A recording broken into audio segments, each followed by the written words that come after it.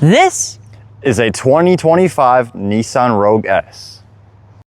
This is the base model, but the only special thing about it is the all-wheel drive. We're going to be taking a look at all the features and components of this Rogue. Under the hood of the Nissan Rogue. Come on, Nissan. Still using this in the 2025 Nissan Rogue. So this Nissan starts at $30,630. As equipped, including destination charges, is $32,720. This Nissan is equipped with a 1.5 liter 3-cylinder turbocharged engine, which makes 201 horsepower and 225 pound-feet of torque. So it's pretty speedy. So this car is 28 city and 35 highway for a combined 31 mpg.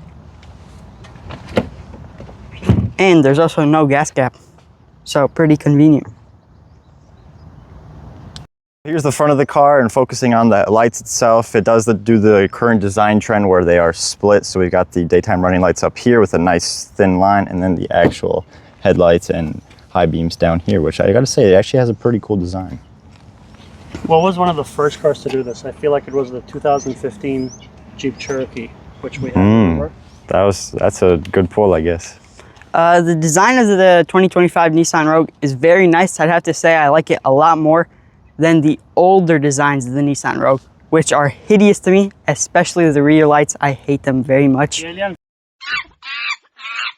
Famously does really That's his #1 most hated car, so they really upgraded on this one, so he's very happy about that. It's got a pretty nice gloss black grille and, you know, some intakes down there. Nice Nissan logo, which was updated, so it's pretty cool.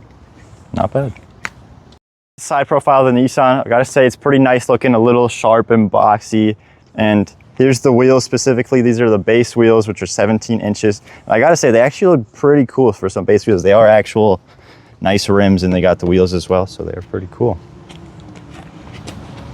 And due to the fact that this is a base model, these are plastic instead of being the same color and material as the rest of the body. So that's one way to tell if you ever see these wheels and those, you know that it's an S model. I do have to say, those are pretty nice looking wheels for a base model, like you guys said. Very cool. So this is the rear now.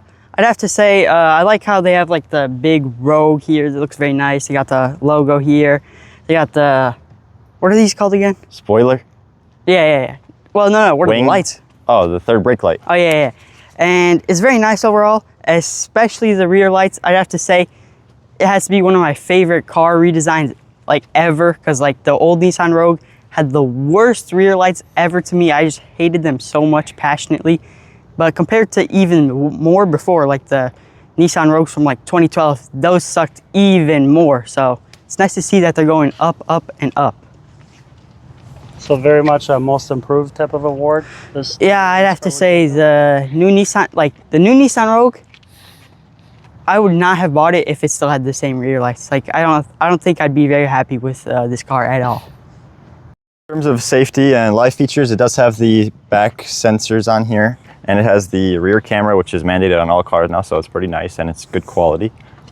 And to the front, got forward collision warning, which is either in the logo or I think down here, so it can tell you when you're going to hit something.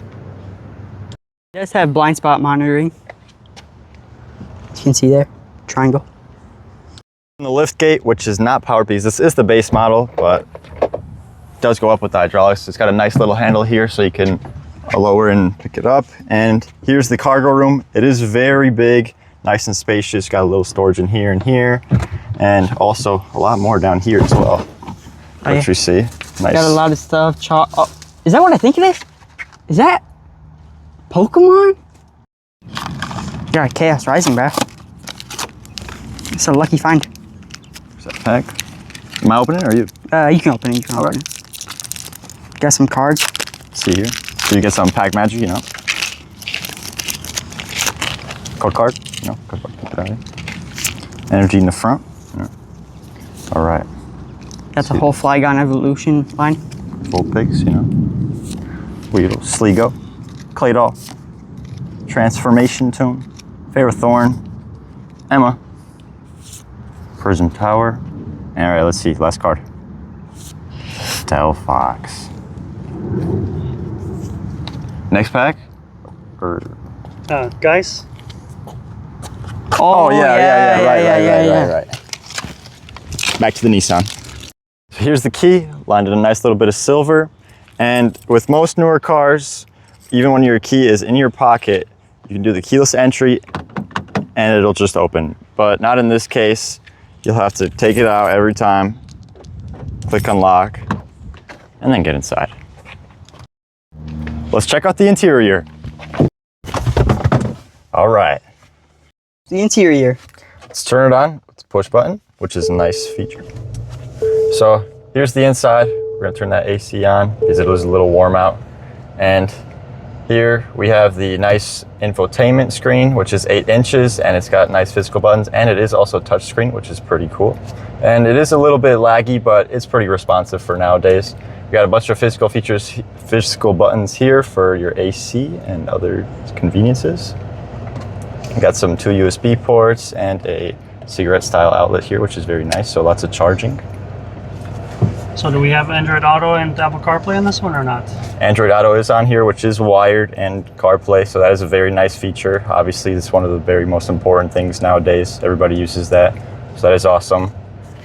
What do you guys think about the general design of the interior? Got this nice silver line here, chrome, which is pretty cool. We got some of that glossy black plastic, which is pretty cool. You know, We got some nice tiers. Oh yeah, this is pretty cool. cool looking stuff. You know, got a straight line looking It's stuff. almost You know, like textured piano black, like, kind of. Yeah, like textured a little bit. It looks pretty cool, but it does get a lot of fingerprints on there, so that's one bad side of it. But So does this have a digital dash or it's got a little bit of a nice screen, which is pretty big on there, and then 2 gauge clusters there. So that's pretty cool. You can change a lot of those things in the middle there, you know, to show whatever you got, like your music and settings, and also the steering wheel here has this nice design as well, with the logo in the middle and the buttons on the side here for your volume and your cruise control, which it does have, that's also another plus. Yep, got a storage compartment here. Got the settings. You can go eco. Yeah, so you can change your drive modes as well, which is another very cool feature. So you can do snow and eco and sport mode too. So if you're trying to go really fast in your Nissan Rogue, you can do that. Your 3-cylinder motor. You got the, what is You this got again? the electronic handbrake on there, and then this very weird shifter, which... How does this work? Yeah, show us. So you can either click or you can actually just like move it, but here's the park, so you just click that there, or you can go to drive, so you have to do it in reverse. And to get into neutral, it's like, you have to like, just like kind of do it to not all the way. So it's a little bit confusing. I kind of just prefer like, maybe just buttons or the stock or just the regular one, but you know, they gotta be special and have like a cool one. We got the reading lights here. Not as fancy as the Mercedes GLC where you could just go on the light and then it, you know, turn on. We got these, all these. Got, you know, the sun, what did they call them? Sunshades, sun Yeah, visors. sunshades. Mirrors in there, no Yeah. lights I don't think, but, and then we also got yeah. sunglass holder, which is pretty nice. Oh, there we go. So here's the side of the door, you know, lots of plastic on here, your plastic door handles and your controls. You got the lock and unlock, which are nice buttons, your mirror controls. And then for the windows, you can do press and it goes and by itself. One touch. But for every single other one, so the driver's the special guy, you have to hold it manually for each one. So that's not one touch down or one touch up? Nope, you gotta press it. Even my car, which is 12 years old, basically has that feature, so. Guys, let's just be happy it doesn't have the cranking windows. That's Some true. people would prefer those, to be honest. I guess they are pretty cool. So here's the back, which is pretty spacious. I am 5'11", 6 foot almost, so it got some nice headroom as well as in the front, and some pretty nice legroom actually. So usually this is how the driver's seat stays, and I'm pretty comfortable in here. You know, got the reading lights up here. Got the Handle, you know, like yeah. the first hit. you know? no handlebars. Yeah, like when there's a crazy driver. You do also got this, which is pretty nice. Got 2 cup holders, so that is also a nice feature. And so you got the ACs over here, very nice, pretty movable. You got this little bit of storage here.